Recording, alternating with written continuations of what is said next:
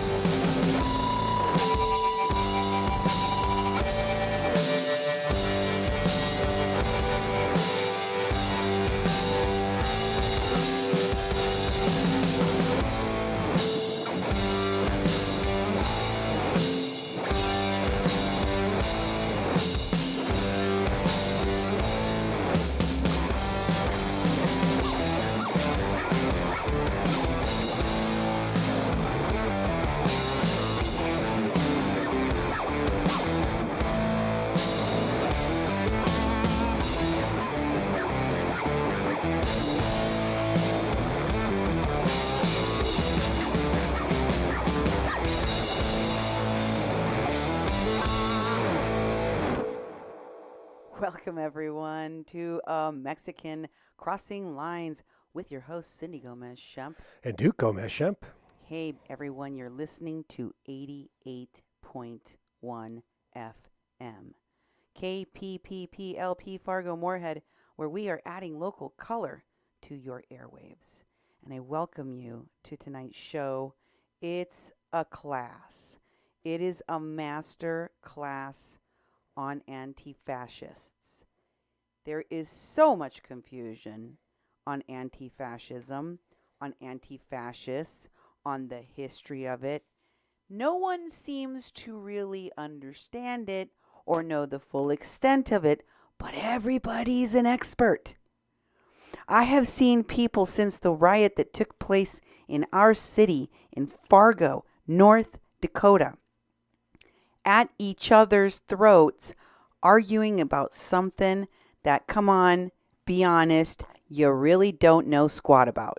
You don't know, you don't understand it, and yet you defend it. Why? Because like a lot of people around this country, you've been had. You've been duped. Oh, anti-fascism is just the opposite of fascism. You're not a fascist, are you? Well, we haven't had fascists since we defeated them in World War II. Remember that? Mm-hmm. That's in the past. Has there been another fascist government that has risen to power? Is there a fascist government now? I mean, sure, you can hyperbolically claim that Trump is a fascist or that people you think are racist in your community are Nazis. But I'm talking about a real fascist government, because we don't have one. As I said, we defeated fascism in World War II. So why are people so intent on defending something they know precious little about? I don't understand, but we're going to get to the bottom of it, and I'm going to give you an education.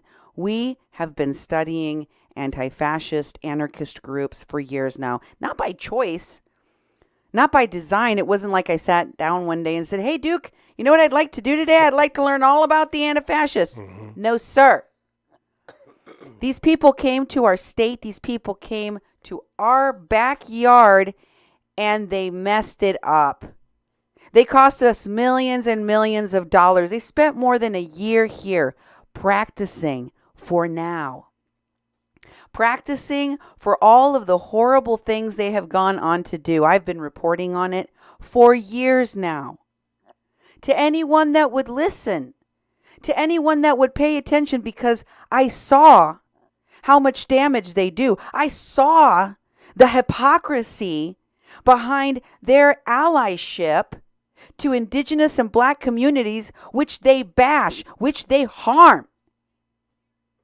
I tried to go to all of these leaders, so-called leaders in black and brown communities that prop up these dangerous, violent, criminal anti-fascists and say, what are you doing? Why are you working with these folks? Look at what they've done. Look at what they continue to do. And I get responses that range from to I still believe they're good people. You can't prove XYZ. I've already started down the road being an ally to this group.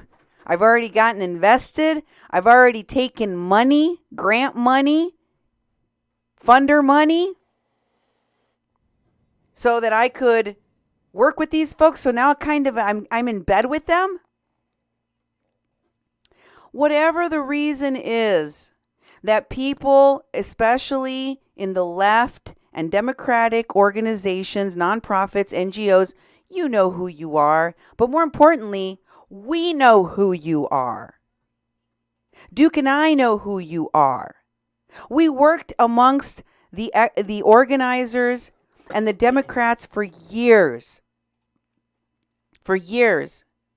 And I remember when I started working with Duke, I was so frustrated, and I told him about my frustrations, about how everything started off real nicely. You know, people were saying the right things, especially white-led organizations like Antifa and anarchists and all of these people that allied themselves to people of color groups. They seemed to say the right things, but when it came down to it, they just messed everything up for us. And I always asked why that is. Why is it so unsavory, so unsatisfying to work with these folks when in the end, they make us look bad? They put our issues in the back. And many times, they hijack the message for themselves, for their own agendas. And they hurt the very campaign, protest, what have you, the legitimate pain and suffering of people that are the ones harmed by a situation, so that no one even cares anymore about them, so that people turn their backs on them altogether. And after so many years of hearing excuse after excuse after excuse, I got tired. I got fed up.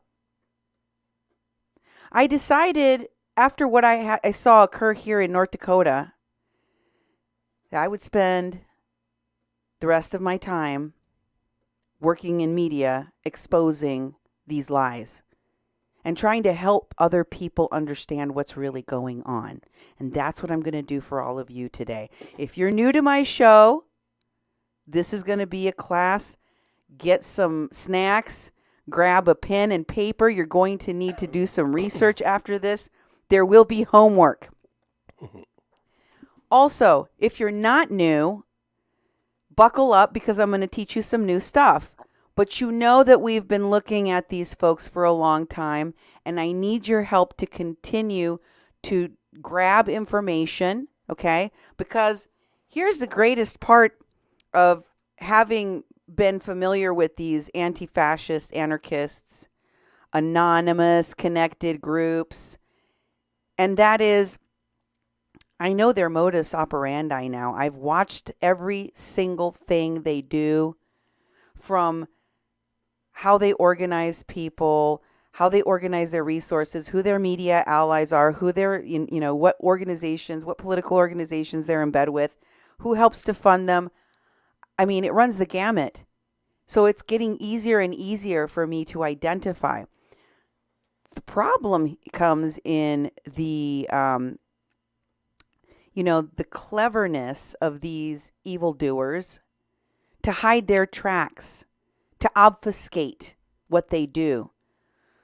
And perhaps that's why there's so much confusion about anti-fascists and how they are a domestic terrorist organization currently, one that has contributed to arrests nationwide in 36 cities, over 4,400 people arrested so far, billions of dollars in damages. So I'm very thankful. I was very thankful to see that President Trump finally, after years about talking about these people, finally designated these groups as terrorist threats domestically and abroad. So thank you to President Trump for doing that. And I also want to thank all my audience. I want to thank all of you who've been sending me information, who have supported our work with your research, with your shares, with your likes, with your subscriptions, and with your financial support. Don't forget, we are a local, community, independent news station. And we wouldn't be able to bring you the information and the work and the research that we do without your support.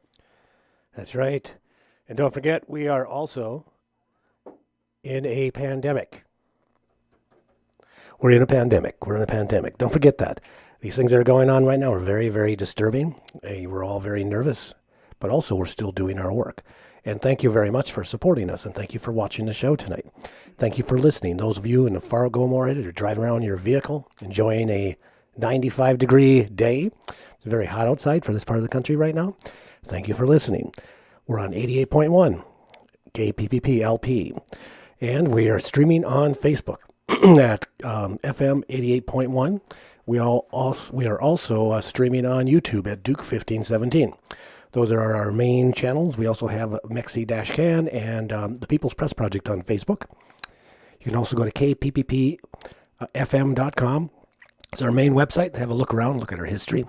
If you'd like to support us, go to the Donate tab, make a tax-deductible donation, help us continue this work. We are still working through the pandemic. Also, you can leave a message on a call-in line at 701-566-0917. Again, that number is 701-566-0917. It's going to be a doozy tonight, so buckle your seatbelt, Dorothy. We're not in Kansas anymore. No, we are in the world of Antifa, and in order to understand it, you really have to look at it carefully. I saw, and you actually knew a lot of the Antifa people locally. Oh, yeah. You were actually close to them. You know, you watched them come up, grow up. Well, there was this group called the Anti-Racist Action, the ARA, and they were a bunch of young people, teenagers basically, that were doing this stuff that came out of the skinheads. You know, and I thought it was really odd. These kids were like, they had a newsletter and they said, skinheads are okay people. And I said, what are you guys doing? Not. And they formed out of the skinheads into the ARA and then into Antifa, and this is back in the 90s. Okay. I just want everyone, because he said that pretty fast. Okay, for those of you in progressive circles, in democratic circles, et cetera, that defend Antifa because they're so good. And anti-fascist means you don't like fascists. Let's recall the history of where they came from. It was skinheads. You mean like the white supremacist skinheads? Yep, exactly. Yes. And they turned into the ARA. Yep, the Anti-Racist Action. And then they became Antifa. That is the trajectory. It was like reformed skinheads that didn't want to be considered skinheads anymore. So they were going to use, their violent tendencies. Mm-hmm. Oh, yeah. To infiltrate. I say infiltrate because I don't know how they're useful to any people of color organization. If I could figure this out, if Duke can figure this out, do you think that organizers and leaders and movement leaders who've been operating alongside of these groups for years now, they don't see it? You think they're blind? You think they're stupid? Or do you think they're complicit? Complicit. Do you think that they've accepted this as part and parcel of what they do? Is it just, you have to accept a little bit of rioting and a little bit of hate and violence and attacks on our government and on our systems and our institutions, on our democracy, to get their support? Is that what it is? I don't know. I'd like to know what it is that keeps progressives and Democrats so cozy next to these terrorists. And I wonder how they're going to feel about being forced to recognize these people as a threat to our country now, because they have been designated as such. And I don't think that the president gets away with making that a designation. And I don't think that the Department of Justice goes and prosecutes people for their terrorist activities without evidence. So I'm going to show you some. First of all, I want you to go look at the history of Antifa, because you probably don't know it. Mm-hmm. And one of the groups that actually started shortly after the President Trump was inaugurated was a group called Our Resistance. One of the founders of which was a prominent Antifa activists that we saw at Standing Rock and Beyond, named Evan K. Duke III, who started this group called Our Resistance that you see on the screen. And at some point, the group Our Resistance, which was completely about stopping the rise of fascism in America and getting rid of Trump and Pence, posted its undying loyalty to Antifa. In this post of Our Resistance, you see that Tim Bowe commenting that every public criticism and condemnation of anti-fascist tactics benefits fascists. It may not be intentional, but even inadvertent support of fascism is harmful. Anti-fascist actions and ideals deserve appreciation. Anti-fascists who take the streets deserve respect and admiration. Anti-fascism should always be publicly presented with a positive narrative. Any criticism should be aimed at individuals, never to be used to negatively portray anti-fascist principles or anti-fascist community at large. If you're encountering an individual in a leftist space, notice how they make it very clear that anti-fascism is leftist. If you encounter somebody doing this, disparaging Antifa in a leftist space who is actively engaging in smearing the anti-fascist movement, even unintentionally, call them out and set the record straight. And here, in a post by Evan K. Duke, which is right after the inauguration of Trump, you see that hashtag Our Resistance for the page that was created with the same name, and a lot of other hashtags that have to do with campaigns that Evan K. Duke III, known fascist, was aligned with, including No Dapple, Defund Dapple, It's Going Down, which is an anti-fascist publication blog, the Abolish ICE hashtag, the immigration and the caravan stuff, and it talks about how they operate and what their operation is about. Next, we have the Antifa movement, described by Evan Duke as a decentralized movement, not an organized group. There's no accountability, and no one is responsible for anything. He quotes, "They are not hired by anyone." Oh yeah, Evan Duke doesn't make money and travel all around the country and get paid and get provided booze and food and drugs like so many other Standing Rock phonies. Yeah, they actually do get paid, and they actually do get funded, and they actually are very organized, and they actually are hired by people. But they want you to think there isn't any responsibility. So they say it's not their fault that protests are being criminalized. It's right-wing racists If right-wing racists weren't shooting up schools and churches, stabbing people in trains, killing protesters with cars, and putting people in concentration camps, Antifa wouldn't have to be as active in community defense, in building mutual aid, in feeding people, planting gardens, helping refugees, doing prison abolition work, filling potholes. But here's the thing, folks. They want you to think that they're just building community gardens. They're just helping refugees while they're helping criminals that smuggle them. Because, see, this criminal enterprise works with other criminals, like the sex worker that started what'd she call herself? Full service. A full service prostitute. Lilith Sinclair, Yep. Her real name is Kiara Horsley, but they all use fake names. And she started this page that broadcast a lot of information on activism on the Border Support Network page. It's called Activism Actually. And in it, Lilith Sinclair wants you to learn all about the team of people she was traveling with and working with, her past, her history. And she starts talking about, Evan Duke. First, she introduces Cam, her fellow activist, and then she gets to Evan Duke. And she says she met him as an organizer with the Abolish ICE movement, and then she traveled with him across the country to connect with who?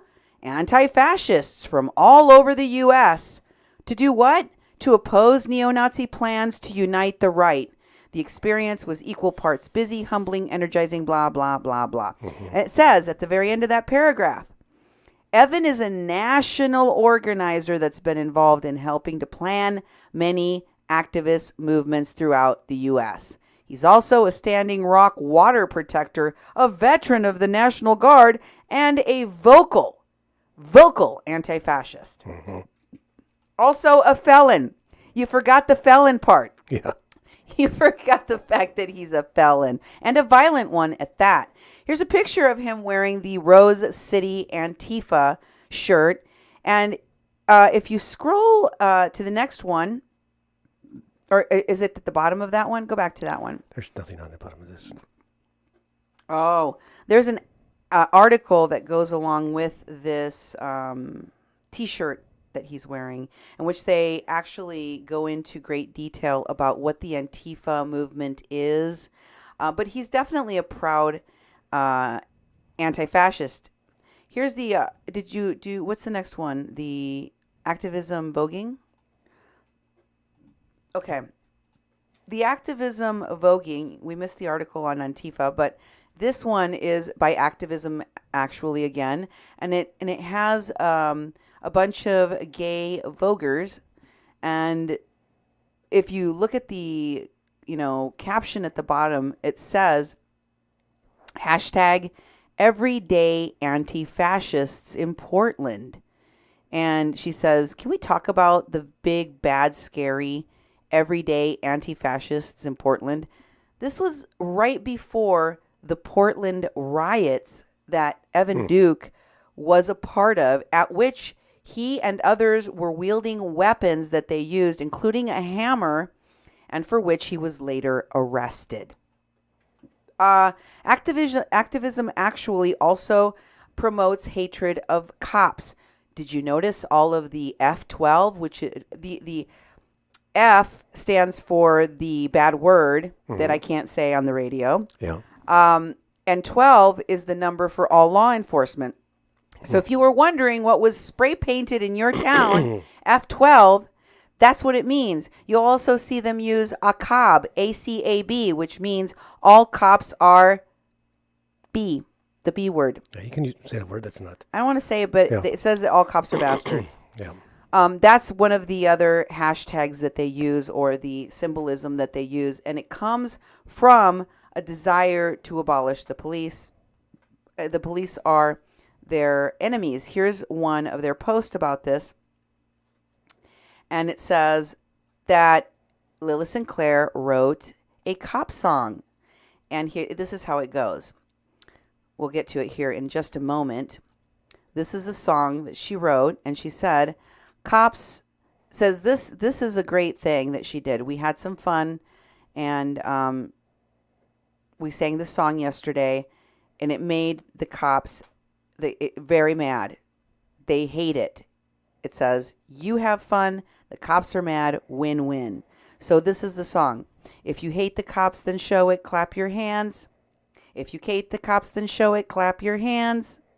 If you hate the cops, then show it, tell the cops to effing blow it. If you hate the cops, then show it. And clap your hands. Wow. This is something they celebrate.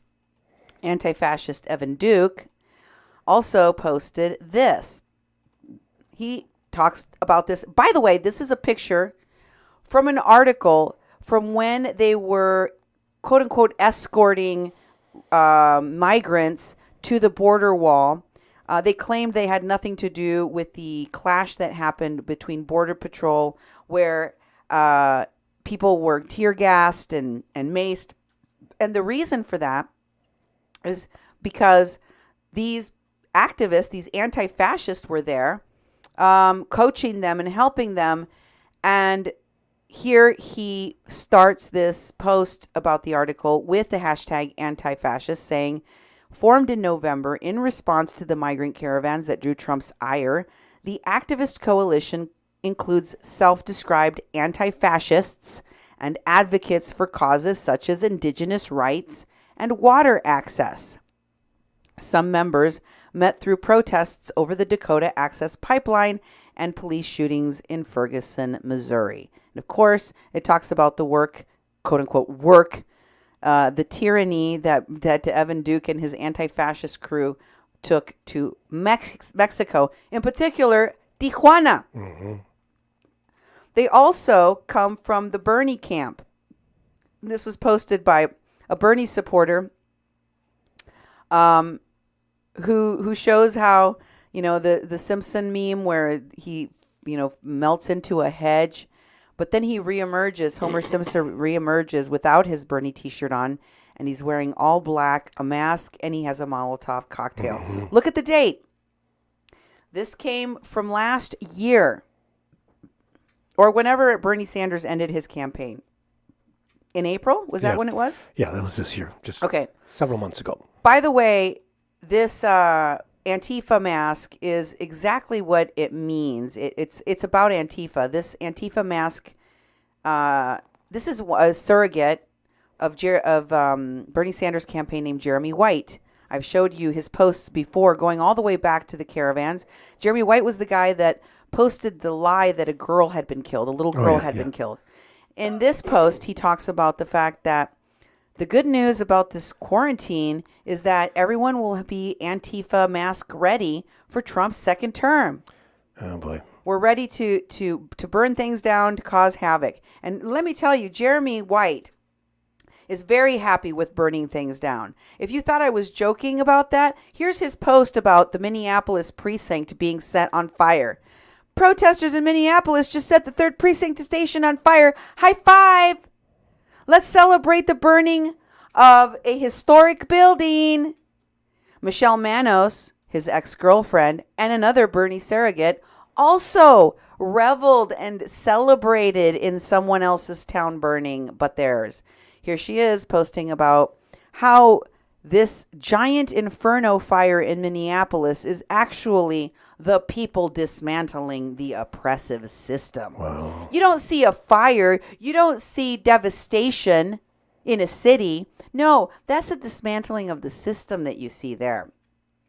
And this is one of the tags you saw next to the Antifa tag. You frequently saw all cops are bastards. Are you becoming familiar with these things? I want you to recognize them as you continue to watch these protests, these lootings, these riots, so that you can identify, screen capture. Help me screen capture. Help me document what is happening and who is doing it. I'm going to show you as many of the different signs and symbols, as many of the things that they use.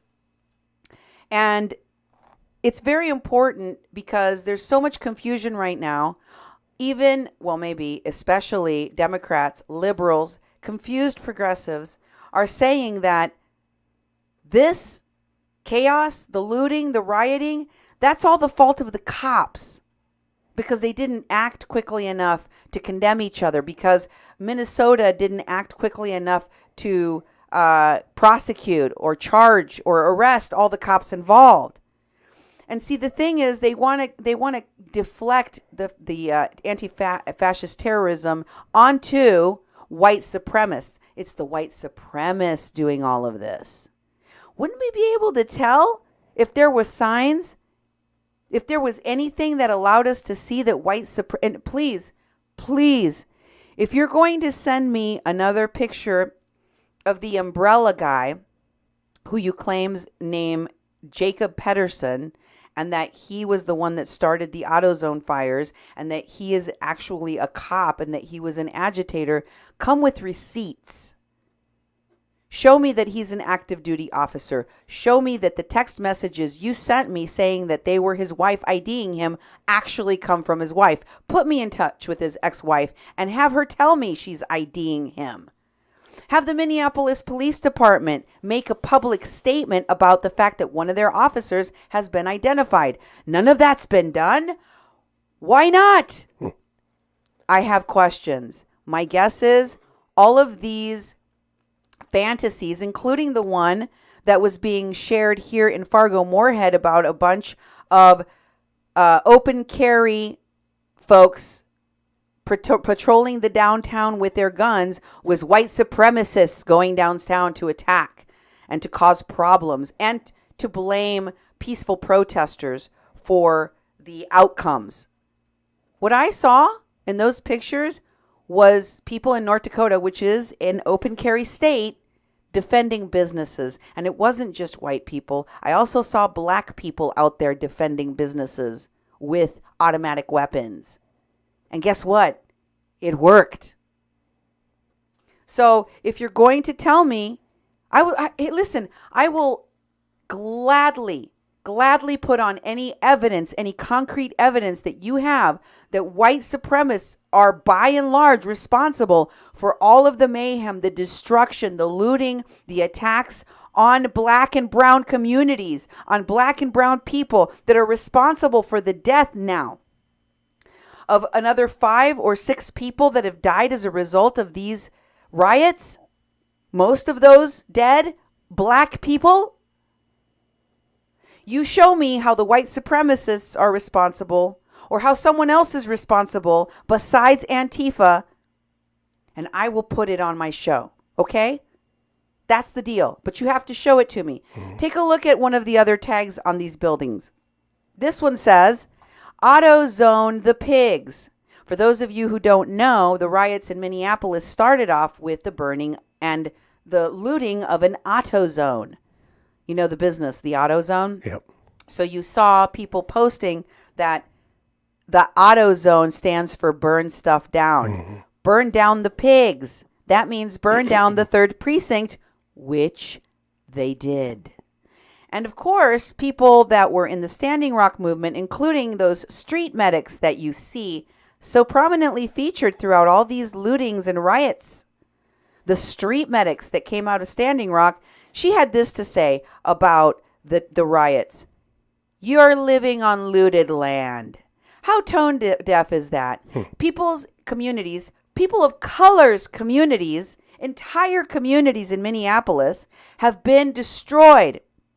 Where Native Americans, where Mexicans, where blacks, where Asians lived, thrived, worked, and had jobs, and had businesses, and had homes.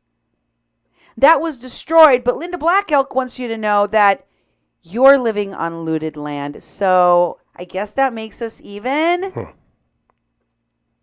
Here's one of the posts. This comes from August 17th, 2019. This is how Antifa rolls. It says, Antifa comrades, don't forget, this is something that was put out for them. Notice the emblem on the bottom right corner. It has 3 black arrows inside of a circle pointing, what direction is that? Southwest? 3 southwest pointing arrows all in a row. And it says, don't forget to disguise yourself as patriots or Trump supporters. Wear MAGA hats, use USA flags, 3% insignias, and convincing police uniforms even better. This way, police and patriots responding to us won't know who their enemies are, and onlookers and the media will think they are Trump supporters rioting, so it's harder to turn popular opinion against us. Jeez. We're going to go commit crimes, so make sure you wear a good disguise so people won't be able to know who actually did what. Who really starts this idea that it's actually Trump supporters and white supremacists out there causing all the mayhem? Who actually put that out there first? I think you could argue it was Trump supporters, but I just showed you it's actually Antifa themselves doing it too. At least they're doing it too. Here is another post. This one by Cassandra Fairbanks is retweeting Linda Sarsour. Remember, Cassandra Fairbanks also started as a Bernie Sanders supporter and a delegate, and then she changed. She had worked with Winnie Wong. She worked closely with Winnie Wong. And this is what she said. Linda Sarsour said, I'm not trying to be Captain Obvious here, but Antifa equals anti-fascist. The opposite of anti-fascist is fascist or pro-fascist. So, conclusion, you are either an anti-fascist or not. Simple as that. Just saying, just in case. So if you ever hear anybody say they're an anti-fascist, you immediately have to go, oh, me too. Actually, everyone by default is an anti-fascist. Isn't it convenient that by default, everyone has to be an anti-fascist according to the Women's March founder, Linda Sarsour? Because that gives cover to all the other criminals. I mean, anti-fascists, terrorists. It gives them cover. That's why they brainwash you into calling yourself one. That's why you have to say you're an anti-fascist. Otherwise, you're a Nazi. Tag, you're a fascist. So make sure that you claim that you're an anti-fascist. It's why so many of your neighbors and friends are so confused, because people like Linda Sarsour are telling them they either claim that they're an anti-fascist or you're a Nazi. You might as well be Hitler. Which one do you want? Get on the bandwagon. Put up your anti-fascist flag. There's actually a person in my community that's going to do that. And it makes me so sad because she's a nice lady and she doesn't even know what she's doing. Do you understand that? Do you understand that a lot of progressives and a lot of liberals and a lot of Democrats that espouse and ally themselves with anti-fascist have no idea? They believe this nonsense, this rhetoric they've been sold over and over again, that this is a loosely organized definition of people that are not paid, not organized, and not led by anyone. Come on. How stupid do they think we are? Take a look at this other post by Evan Duke, in which he says about the riots that occurred in France. Remember those with the yellow vests? Yep. He says romantically, this could be us, but we're too busy fighting each other instead of the corrupt system. What does this tell you? They want to destroy our country. That's their ultimate goal. They want to destroy democracy. They want to destroy institutions. Evan Duke is allied very closely. I absolutely must request that you go back and watch my shows that I've been doing since I started talking about these riots.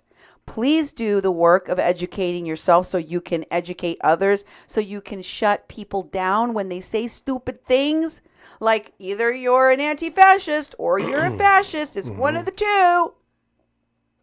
You can't educate other people unless you know what you're talking about. So please go watch my other shows on kpppfm.com. Or you can go to Duke 1517 on YouTube. Or you can go to 88.1 FM Fargo Moorhead on Facebook. But please, for the love of everything holy, educate yourself so that you don't have dumb people telling you oh, anti-fascist isn't bad. Anti-fascist is actually a good thing. It means you're not a fascist. Here's the people that hung out with Evan Duke. Frances Fisher, the actress from Hollywood, the very closely adjacent to Code Pink, and so much other horrible things. Yep. So many other horrible things. I can barely stand to watch any movie in which Frances Fisher appears. I actually was excited the other day when I was watching a rerun of the Titanic movie until I remembered Frances Fisher is in everything. Yep. I hate her so much because she, there's so many different people in Hollywood that are has-beens like Frances Fisher who are now making their money off of activism. And it's sad. It's sad because you would think that Hollywood would be able to get her a role, maybe she could play a witch or something, or, they could CGI something on her. But no, she's got to be out here with the activists and the Antifa. Evan Duke also posted about his alliance with Native Americans. Here's Phyllis Young of Standing Rock before they went and did Standing Rock. Comrade grandmothers, because they're also commies, Yeah. Here they talk about he's with Chase Iron Eyes of Standing Rock fame. Do you want to do the next one for me? Yes. Chase Iron Eyes. And then here he is with Myron Dewey. Here he is with Winona LaDuke of Honor the Earth. Winona LaDuke works closely with many people closely affiliated to anti-fascism. Her Honor the Earth organization recently sued for allowing sexual harassment in the workplace and allowing a predator amongst her organization. Has no problem allying herself with terrorists. Evan Duke also has media allies like Lee Camp of Redacted Tonight. Might as well be Russian television news. And also, here's Josh Fox. Josh Fox, the documentary filmmaker, yes. And Ed Higgins here of the now defunct organization Activate Now, which we covered forever and ever. Yep. He's also cozied up to the veterans because, see, Wes and him and so many of the other so-called veterans that showed up at Standing Rock, like Nathan Phillips, usually lie about or embellish their service to this country, which I think is a huge slap in the face. I think that it's stolen valor. I think they should be investigated and outed. And I'd sure love to know from someone that can find out, that can check the DD 420 or whatever it's called, 412, 416, whatever it is, of Evan K. Duke, to find out if this guy was even, did he even finish his service? I know he's got a picture of himself in uniform that's old, but did he actually do what he claims to do? Because they love to claim that they were in service when many times they left in disgrace. Yep. And of course, here he is cozying up, literally. That's Jill Stein in his lap. Jill Stein of the Green Party? Yes, that Jill Stein. And here he is promoting ex-felon human smuggler Louis Monsivice, calling him one of his allies at the border to smuggle people into this country during the caravan days. These are by the way, if you thought that Antifa just liked to carry around melee weapons, beat people on the head, attack reporters, tag buildings, vandalize homes and businesses, and burn cities to the ground, you're so wrong. They do so many other crimes. They've got sex trafficking involved. They've got, sex workers working with them, who incidentally also work with migrant children. They have smugglers working with them. They're working with people that are involved in running and trading drugs and weapons. People closely affiliated with the cartels. Oh my gosh. They're busy people. Yep. They're busy people. It's not just burning down cities. So here we have Evan Duke talking about the United States. Here's what he really thinks of the United States. This is an anti-fascist leader that has been heavily involved. I'm naming names. You know why? Because I hope the president's News Ed designation and the Department of Justice investigation into these anti-fascist means they will finally be brought to justice. They will finally be investigated. You can go all the way back 3 and 4 years and look at my very detailed investigation and reporting on the crimes committed by these individuals, and you'd have enough there to have a pretty good start in prosecuting them. A pretty good start. For those of you who have been watching my shows, you know what I'm talking about. I go into vivid detail on these individuals. This is what he was saying about our democracy. He's quoting from an article in Counterpunch that says that nothing less than a revolution can save us. This burning of the United States that you're experiencing, all of this isn't happening to destroy America, not in the eyes of Antifa, anti-fascists, not in the eyes of anarchy. They're trying to save you, stupid. This is how they save you. They burn everything to the ground. They get rid of ICE. They abolish the institutions. They get rid of democracy. They put a socialist or a communist in power, and they start from scratch. That's how you do it. We needed this. Haven't you heard that a lot? Mm-hmm. Haven't you heard people saying that it's too bad your city's gone? We needed this. This had to happen.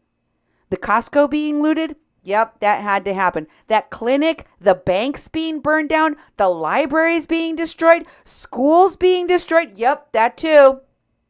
All of that had to be destroyed in the name of your safety, in the name of saving Americans. They're saving us with fire. What'll they think of next? Here's Joy Brunn of the Indigenous Environmental Network supporting this nonsense. Look at how they low-key all support it with things like, I watched mainstream media tonight and I threw up a little bit in my mouth. People, part of the revolution has always been to take ownership of the narrative. Mainstream media is pandering to the status quo. The status quo has to go. Riot is just the outrage, the tipping point of society when all else fails. Yeah, I do believe in nonviolent direct action, but at some point, the people are going to do what the people are going to do. And she's not the only one. Here is Dallas Goldtooth chiming in. Of course, they're just normalizing rioting and looting and burning. That's all.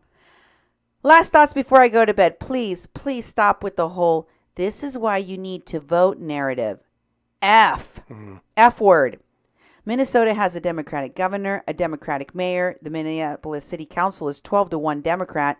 That reminds that the remaining for one is a Green Party. Hennepin County Attorney is a Democrat. Voting alone can't fix this. And then, of course, with claps, if we are not dismantling this white supremacist system, then we are not fixing anything. Yes. You see, in order to fix it, in order to save us, they have to burn it to the ground. You have to destroy it first, preferably with fire, preferably, so that there isn't a stone left unturned. And I think it's very interesting that Dallas Goldtooth of the Indigenous Environmental Network points out the very strong Democratic leadership in Minnesota, because there is no coincidences. All of this, the flashpoint, okay, that flashpoint that we have in America started in Minneapolis, Minnesota for a reason. Don't forget the IG is an Antifa fanboy.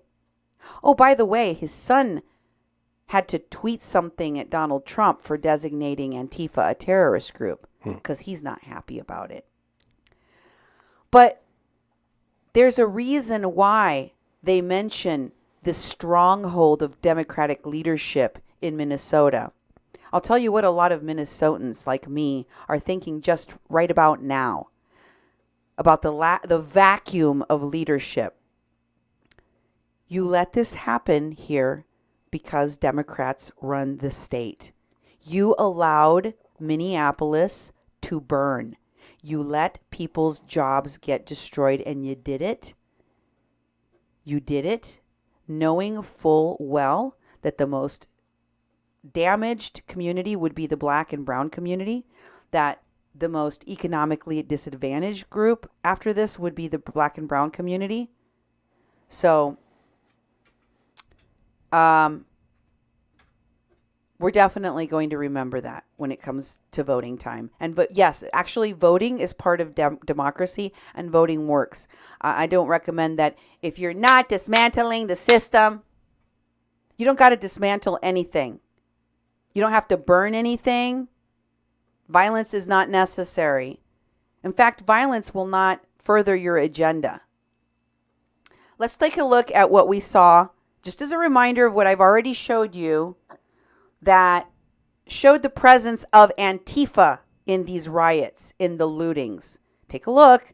Here's some of the tags I showed you. There's the A symbol, the star A symbol that you see. Here's another Antifa tag on another building. Incidentally, all of these buildings that were tagged with an A were also burned to the ground. Here's another one. This one was on the precinct that they burned to the ground, that everyone was celebrating. Here's another one. This one is next to a car that's on fire. So we saw that, right? Now I want to show you what they started to message. This is the messaging right after. In addition to "you're standing on looted land," they started sharing the hashtag "We Grieve Together." Here's Johnny Dangers, one of the so-called reporters or live streamers that became famous at Standing Rock. "We will rage and weep with you." That gives indigenous people, that gives Latino people, that gives anybody that's not directly affected by the George Floyd killing, which is the African American community, the right to grieve with them. That means your stuff is my stuff. If you're protesting, I'm protesting. So Lolly B,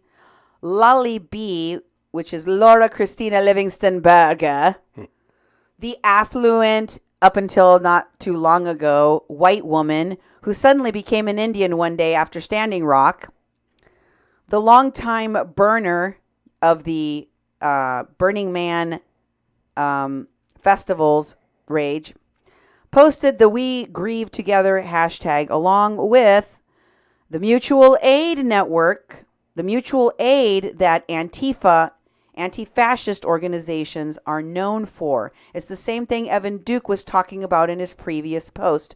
Are you keeping up with me?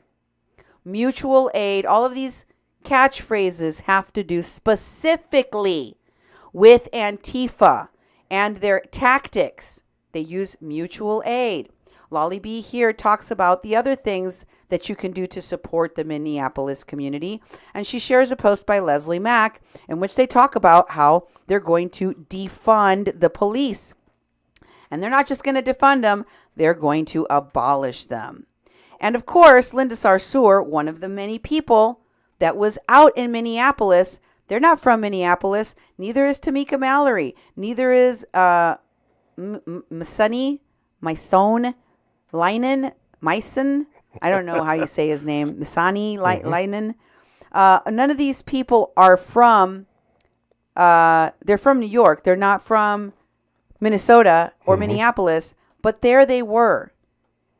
Just like Al Sharpton, they all descended on our community like the carpetbaggers they are, like the disaster vultures they are, to take advantage of the suffering, to take advantage of the legitimate, desire for justice of the black community in Minneapolis.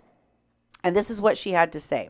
For the people that were getting upset about the rioting and the looting, she gave you a quote by John F. Kennedy that says that those who make peaceful revolution impossible make violent revolution inevitable. And in addition to using a quote, which I think is the most, cowardly thing to do. I'm surprised she didn't use one from MLK to do it. But in addition to that, she says that, she doesn't really give a damn about the looting. Protesters were hauling shelves and carts to build makeshift barriers between them and the cops. So when the cops shoot indiscriminately, they have some protection, a place to take cover. These are decentralized protests, okay? In case you thought that somebody was that me, Linda Sarsour, and my whole team that descended here from New York are the ones organizing this. There's no one organizing this. There's no singular group who calls them who calls for them. Yes, looting of corporate chain stores happened. They also happened in businesses of locals, Linda Sarsour, but you wouldn't know because you're not from Minneapolis. Mm-hmm. She goes on to say, excuse me if I don't give a damn about multi-billion-dollar corporations who will rebuild and who recover, who will get a nice, hefty insurance check. It's easy to watch on television from home and wag your finger at the protesters and say, that's wrong. How does that help? See, I want you to see the callousness. She doesn't care about the communities that she destroyed in Minneapolis or helped to destroy. She doesn't care about the terrorism that she brought to our town. She doesn't care about the terrorism that she helped fund in our state. No, she talks about it with such callous disregard. Oh, they'll get a big fat insurance check. Oh, those multi-billion-dollar, just like Sean King. Remember what he said? Excuse me if I don't give a damn. And it's supposed to make you harden your heart and not care about the fact that people died, that people have been injured, that people have had broken legs, bloodied faces, that a lot of people's livelihoods and jobs are gone. Thousands and thousands of people.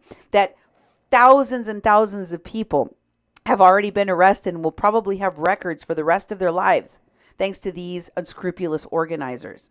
But never mind. Why don't you donate to their causes, including the Minnesota Freedom Fund, which is going to help bail out these people, supposedly, allegedly. Because let me tell you what I found out about Standing Rock. They raised millions and millions of dollars for their bail fund and their legal fund, and the lawyers kept most of it. Thousands of people ended up pleading guilty to minor crimes, and many of them just went to prison for a long time because they didn't actually use the money for the people they claimed they were going to. And the same thing happened again when they raised money for hurricane relief. And the same thing happened again when they raised money for the caravans. And the same thing is happening now that they're raising money for the riot protesters. Aren't we tired of this? How many times do we have to see the same pattern before we shut it down and investigate them? Look at Linda Sarsour's take on rioting. Linda Black Elk. Sorry, Linda Black Elk. I'm getting all of the Lindas mixed up. She says, who's rioting?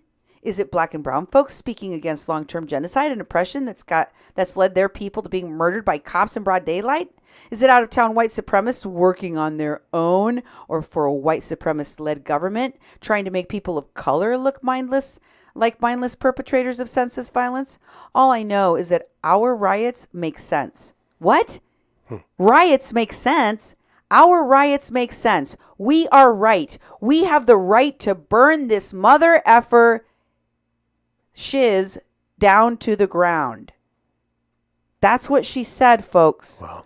We have the right to, the mother effer and the shiz that she has the right to burn down to the ground is America. She's referring to the U.S. of A. That's what she has the right to burn. That's what Antifa has the right. You know what? Don't even look at Native Americans and say that they have to do something better, that they have to be held up to the same standard as the rest of the people in America, because they are the First Nations people, and they don't have to be good stewards. If they want to, they can burn and loot the cities to the ground. What? I thought the whole Native American persona was about being good stewards of the earth, being protectors of the land, of the sacred. Now you have every right to burn it to the ground. Why? Because you're a First Nations person? What? Can you explain that to me? I don't understand. Look at this second part in which she says,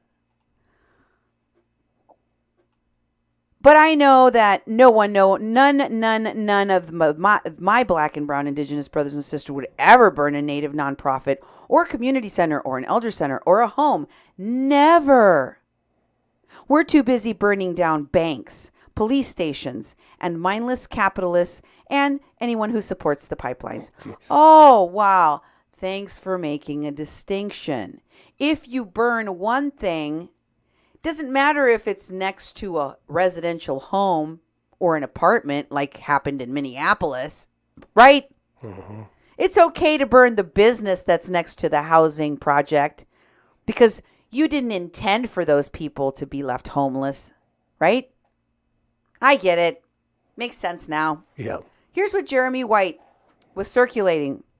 This is why I had a problem with this Bernie surrogate sharing this information about what was alleged in other posts to be possibly a cop. They believe that the guy that broke the AutoZone and started the fires was possibly a cop. But Jeremy White tells you it's definitely a cop. This is the guy that started everything. And he wants you to know that he personally witnessed. He doesn't have any evidence to show you of this, either from Philadelphia at the DNC or Standing Rock, where police infiltrate and agitate. He doesn't actually have any evidence of that to show you, but he's the eyewitness. Yeah. So, see. That's all the evidence you need. Well, that makes this guy definitely a police officer, even though he has no proof of that.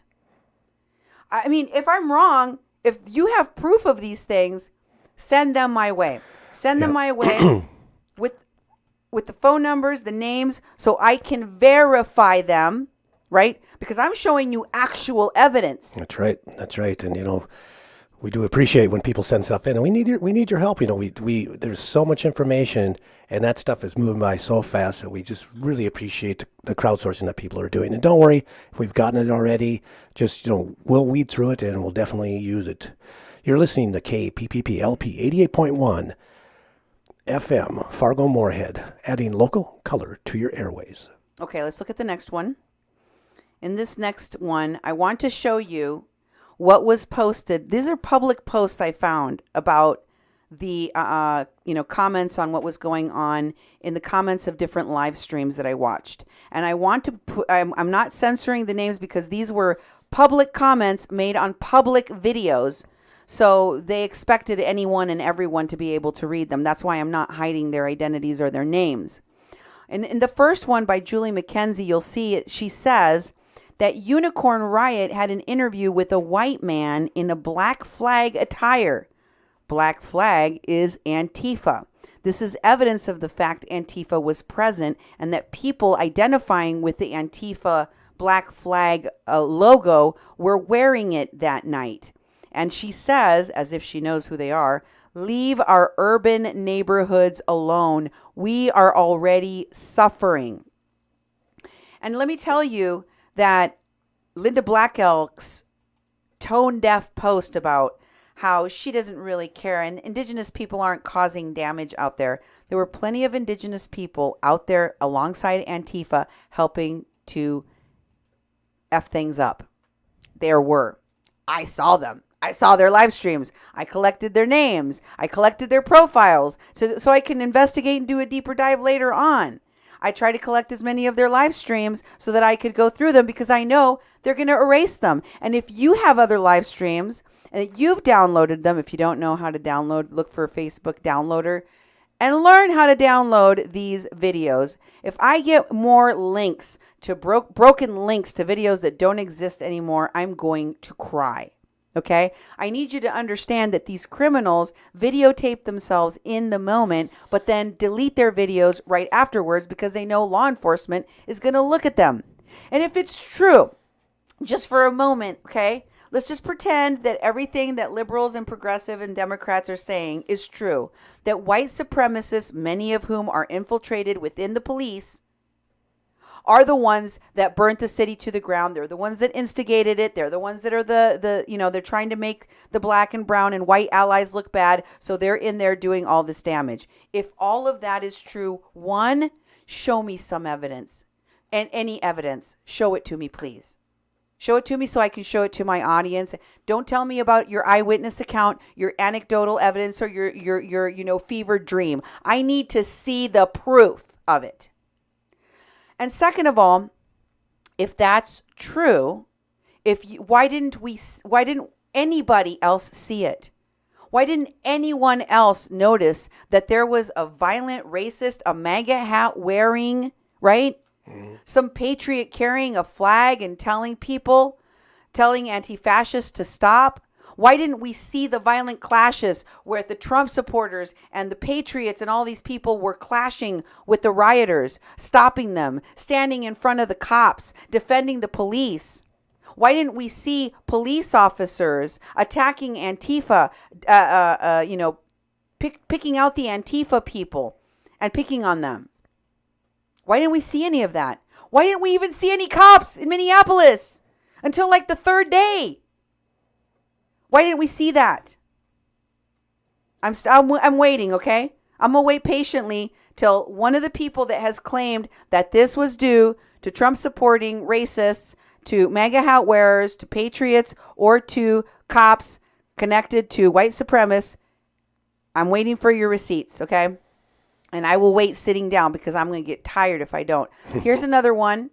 Here's another piece of evidence that another person wrote on the videos. Shirley Andrade says, there was pizza phone numbers on people's live streams so people could order pizza for the protesters. They were being delivered to wherever they were protesting. Wow. Remember I showed you the pizzas? Mm-hmm. Who showed you the pizzas? Who showed you the carts full of bricks? Yep. Who showed you the tags on the buildings that were about to be burned? Who showed you the hut that had all the medical supplies? Who showed you the street medics carrying milk? Who showed you all that stuff going all the way back to Standing Rock? Me. Let me show you the medic tent again, unless you forgot. Here it is. Let me tell you, by the way, that Antifa flag, that black flag that they talked about, that they saw out there, the black flag that's been tagged on so many things, the black flag on top of the red flag that you see behind my head right now. Let me tell you what that stands for, okay? There are many different Antifa logos. I showed you the three arrows pointing down. That's another one. We'll talk about what that one means in just a second. But first, know that this black flag thing, one of the most commonly used logos depicts two different flags, a red one and a black one on top of the other. This symbol refers to the symbolism of the German anti-fascist action of 1932. The flags were originally red and symbolized two political parties that were banned by the Nazi government, which were, dun dun dun, the Social Democratic Party, the Democratic Socialists, yes, the Democratic Socialists, and the other one was the Communists. The Democratic Socialists and the Communists. Okay, we're all cut up. Let's go to the next one. They didn't just have pizza. They didn't just have buffet of candy and monster drinks. They also had booze. Here in Fargo, they stole a whole keg. Here they are running out of the JL beers or the Hodo. I can't remember which. JL beers. With a keg. A keg. They were passing out methamphetamines and drugs out there at Standing Rock.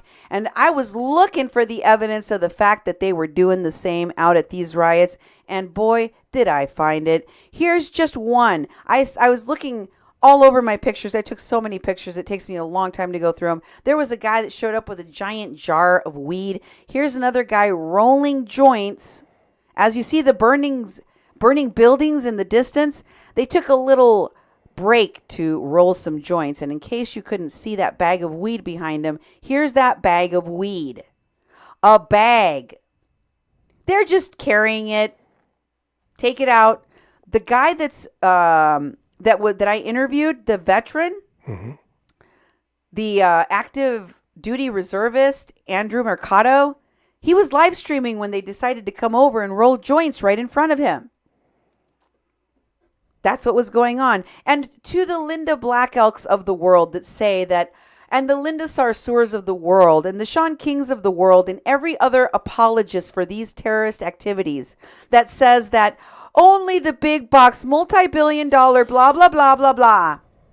We know different. We saw different. We know that you actually burned down the neighborhoods of black and brown people. We know that you actually got a bunch of black and brown people hurt and arrested. And now they have records for the rest of their lives. And we know this because there is evidence going all the way back to Standing Rock and including now. Take a look at these signs that desperate people were putting on their doors and in front of their businesses to stop these looters from destroying their lives and livelihood.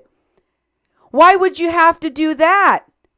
If Antifa is supposed to protect the the buildings and the people, why would you need to put this sign up? It says minority and community-owned businesses. Minority and community, and this one says kids and family live here. Kids and family live here. Basically, these signs say, please don't destroy my job, my home, my livelihood, or kill my family. Could you, please? Because the folks that were going through this inferno that took place in Minneapolis knew there was no help coming for them. There was no police. There was no National Guards. There was no firefighters.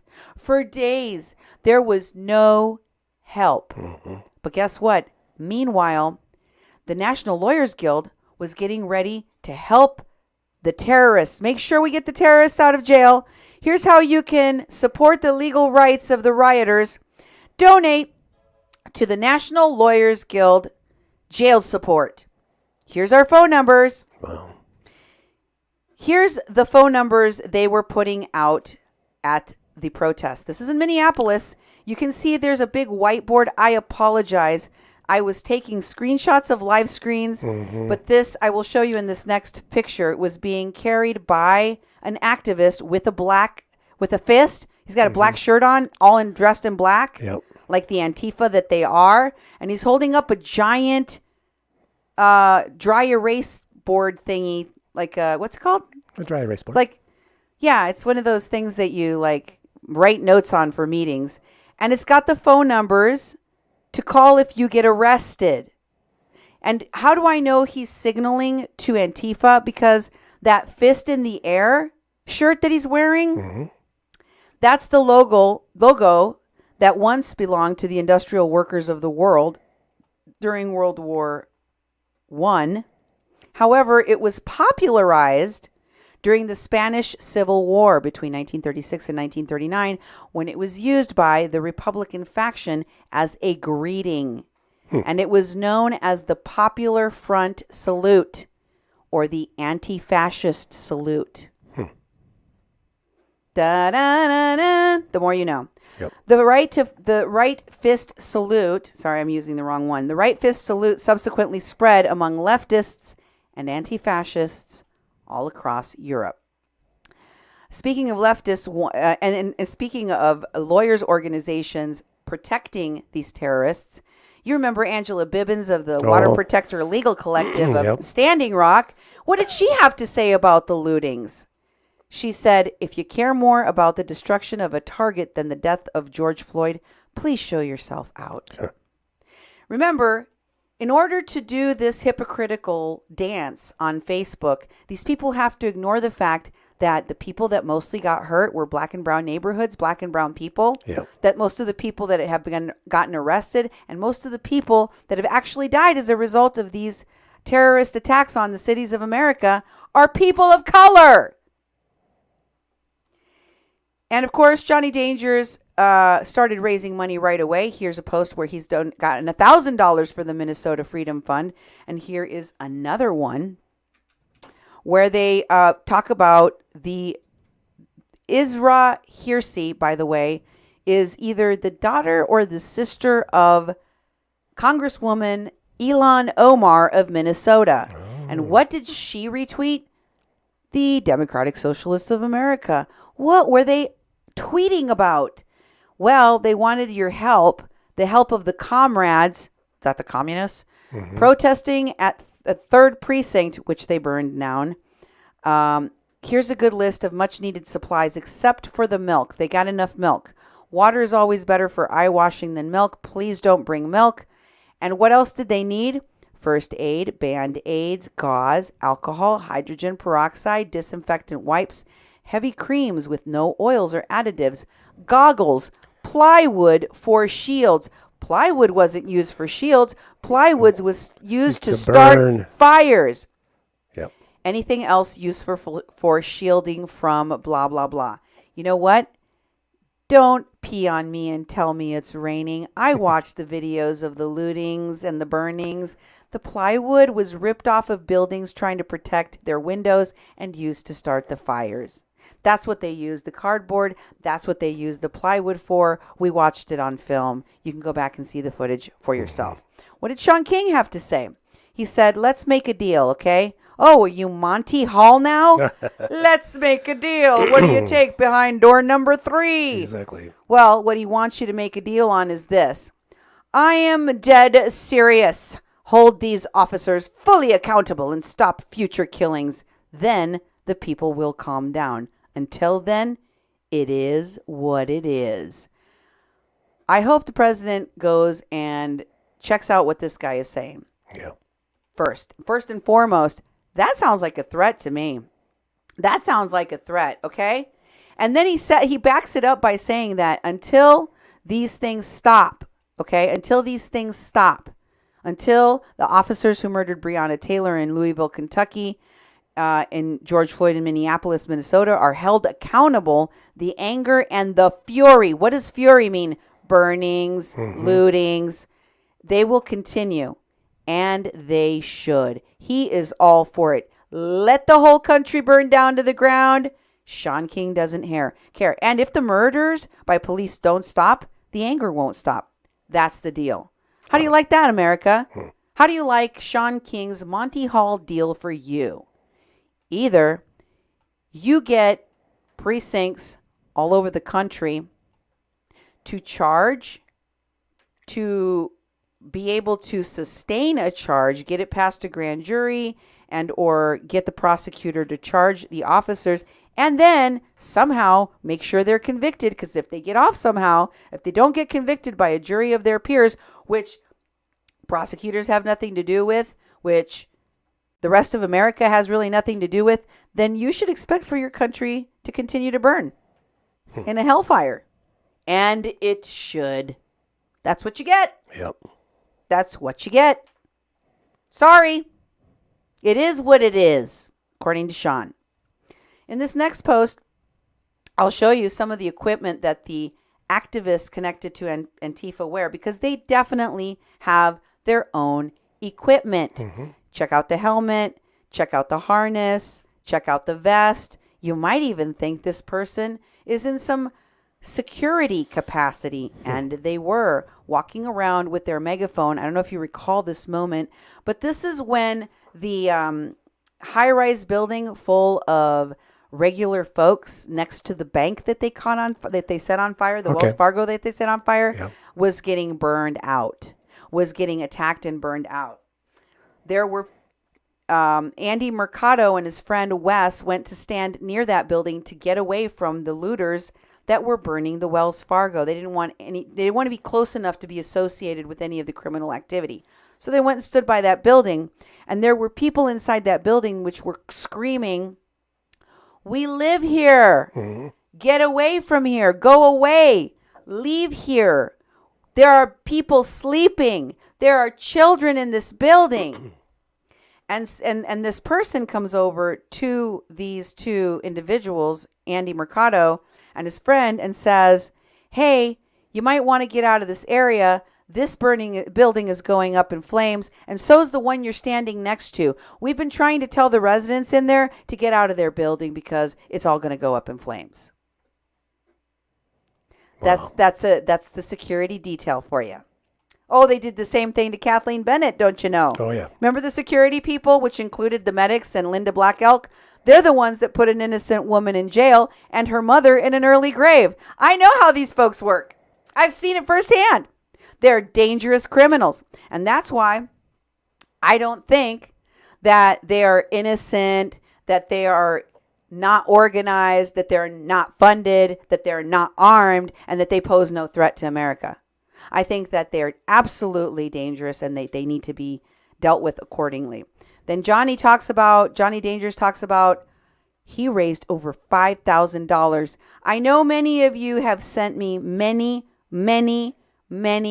screen captures of different activists connected to Standing Rock, lawyers connected to the National Lawyers Guild, or formerly connected to the Water Protector Legal Collective, etc., including members of Congress and their family members, all raising money for the terrorists. And I appreciate it. I just wanted to show you a little bit of that. I don't have time to show you all the evidence, but after having sat through one of my shows, you guys who don't know me, my background is as a paralegal, so I present evidence so that you can look at it. I source all my information, and I usually have links to go with everything that I cite, so you can go look it up for yourself. But if you don't believe me, take the time to go down the rabbit hole. I curate all this information for you in one spot, so it's easy to find and it's easy to understand. And you know another person that Johnny Dangerous was working closely with and promoting and supporting, because they all went to Standing Rock together. Remember Sandy? Sandy is AOC's real name. She changed it to go and run for office. But Sandy went to Standing Rock, and that's where she decided she was going to go and serve in Congress. Here's what she tweeted, or not tweeted.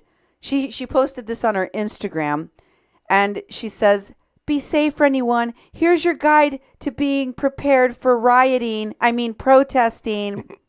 Here are some of the things you need." What does she recommend people bring to a riot?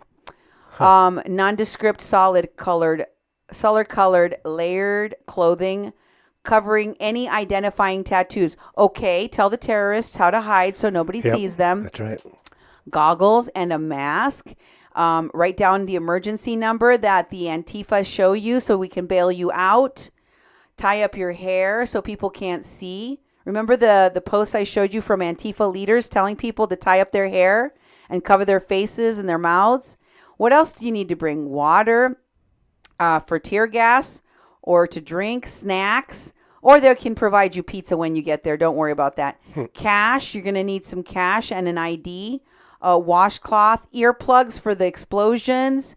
Bring your protest signs. Bring some first aid supplies. Don't worry about the first aid supplies, really. We'll have medics. Yeah, medics, yeah. Also, don't bring look at the cell phone thing. Don't bring anything you don't want to be arrested with, like weapons and drugs. Oh, but they did anyway. They did anyway, and they passed them out. Guess what else they all bring? Telephones. Why would you tell someone not to bring their phone or to keep it disabled from not using data on airplane mode? Why wouldn't you want people to document what's being done? I told you they erase it all.